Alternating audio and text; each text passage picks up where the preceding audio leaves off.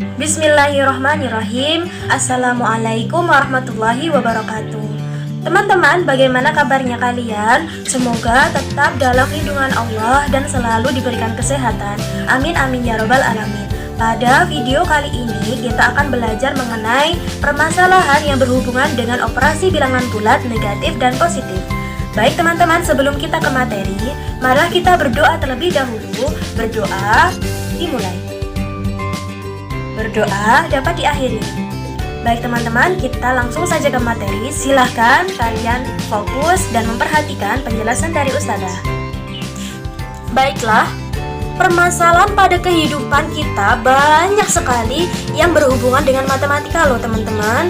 Apa itu salah satunya? Yaitu mengenai operasi bilangan bulat negatif dan positif yang telah kita pelajari sebelumnya. Nah, contoh permasalahan yang pertama adalah ketika teman-teman ada yang mengikuti Olimpiade Matematika misalkan. Nah, di Olimpiade Matematika itu skor akhir itu biasanya dilihat dari berapa banyak soal yang telah kalian jawab benar, dan ada yang kalian kosongi jawabannya, dan juga kesalahan pada soal yang kalian jawab pun dihitung loh teman-teman. Kalau kalian menjawab salah, itu akan mendapatkan nilai negatif teman-teman. Nilai negatif itu akan mengurangi jumlah skor kalian secara keseluruhan. Jadi hati-hati ya ketika mengikuti Olimpiade. Nah, bukan cuma matematika aja loh ya, Olimpiadenya bisa Olimpiade sains dan sebagainya. Kalau kalian ingin mengetahui berapa jumlah akhir skor kalian, kalian bisa menghitungnya menggunakan operasi bilangan bulat negatif dan positif yang kita pelajari pada bab sebelumnya. Caranya seperti apa? Silahkan perhatikan slide selanjutnya. Bismillahirrahmanirrahim. Teman-teman, kita langsung saja ke materi, yaitu menyelesaikan soal cerita bilangan bulat. Nah teman-teman, contoh permasalahan yang pertama, soal ini sejenis dengan soal yang ada di buku paket halaman 24. Nah di sini kasusnya adalah dalam suatu olimpiade matematika yang terdiri atas 20 soal, skor setiap soal diatur sebagai berikut. Menjawab benar nilainya 5, menjawab salah nilainya negatif 1, tidak menjawab nilainya 0. Nah kasusnya Budi telah mengikuti olimpiade tersebut dan berhasil menjawab 18 soal. Budi hanya menjawab benar 15 soal, sedangkan yang lainnya salah. Berapakah skor Budi? Nah, teman-teman, di sini soalnya meminta kalian untuk menghitung berapa skor akhir Budi setelah mengikuti Olimpiade Matematika.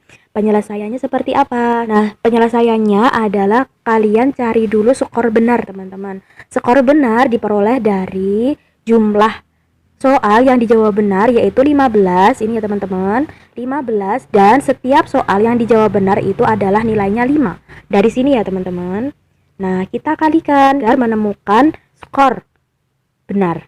Jadi, skor benar 15 kali 5 sama dengan 75. Baik, kita selanjutnya mencari skor salah. Bagaimana cara mencari skor salah? Tadi kan Budi hanya bisa menjawab 18 soal. Berarti di sini ditulis 18 soal dikurangi yang benar. Yang benar tadi kan 15. Nah, ketemu 3. Jadi, soal yang salah itu ada 3. Maka caranya 3 kali nilainya. Soal yang salah tadi adalah negatif 1. Jadi 3 kali negatif 1 adalah negatif 3. Karena kalian ingat bahwa positif jika dikalikan dengan negatif hasilnya negatif. Berarti 3 kali 1 3, hasilnya adalah negatif 3. Dan ada soal yang tidak dijawab teman-teman. Jika tidak dijawab nilainya adalah 0. Berarti jika kalian kalikan 2 kali 0 tetap 0 teman-teman. Jadi tidak usah dihitung.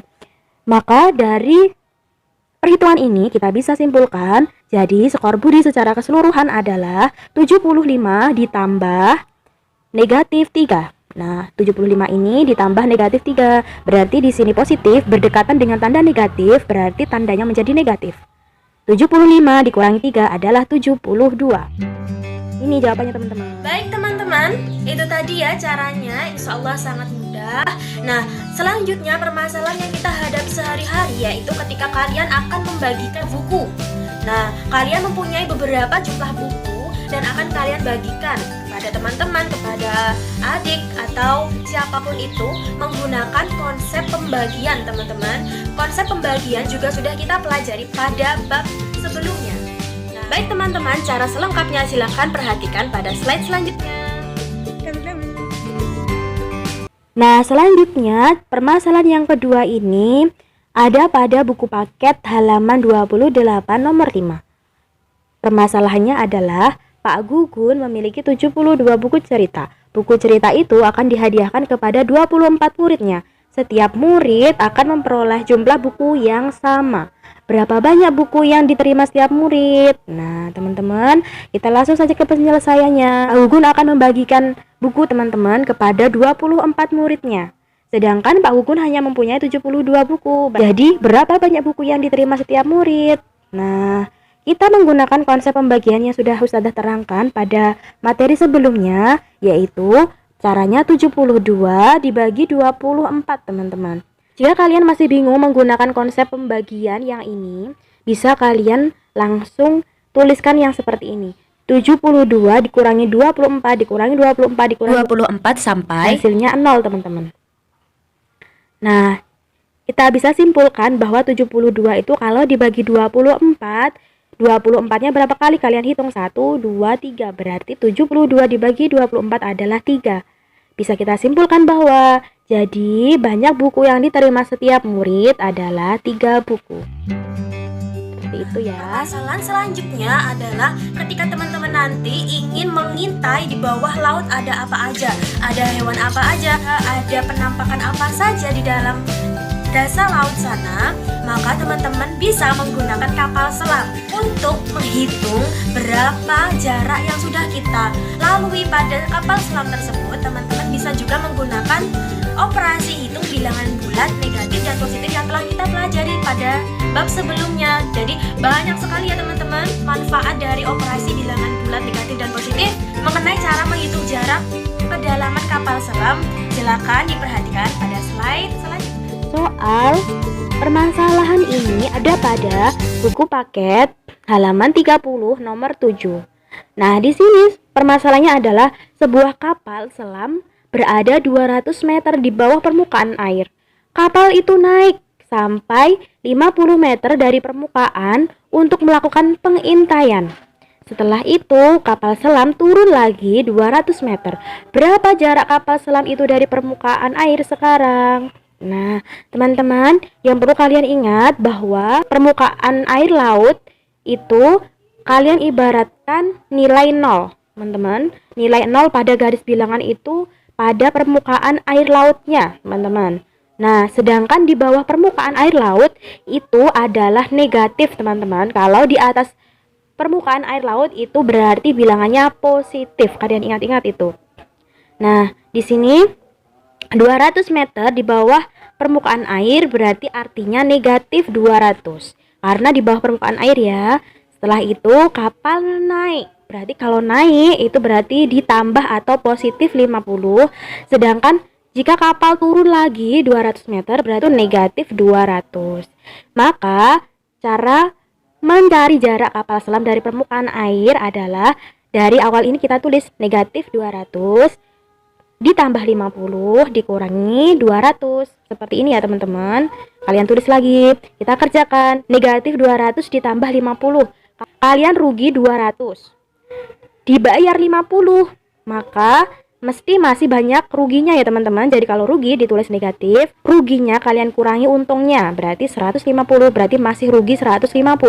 Terus kapalnya turun lagi. Negatif 200, berarti di sini negatif 150 dikurangi 200, berarti sudah rugi 150, rugi lagi 200, berarti masih di sini adalah rugi. Tambah dalam mendekati dasar laut teman-teman. Jadi kita tambahkan 150 tambah 200 adalah 350. Konsep rugi dan untung itu kalian sudah pelajari pada bab sebelumnya ya teman-teman. Silahkan diingat-ingat lagi.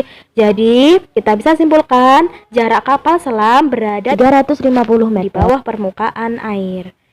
Seperti ini jawabannya teman-teman. Nah teman-teman, itu tadi ya cara untuk menghitung jarak kedalaman kapal selam. Nah, contoh permasalahan yang terakhir yaitu ketika kalian pergi ke luar negeri atau pergi ke kutub yang udaranya sangat dingin di sana. Nah, ketika kalian pergi ke sana tentu suhunya sangat berbeda dengan yang ada di Indonesia, karena Indonesia itu beriklim tropis, berbeda dengan belahan bumi yang ada di kutub dan di negara-negara lain yang memiliki 4 musim.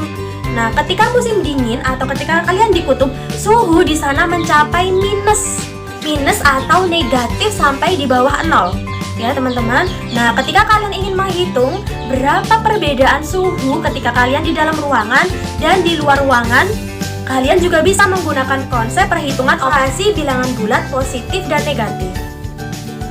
Nah, cara untuk menghitung perbedaan suhu silahkan diperhatikan pada slide selanjutnya.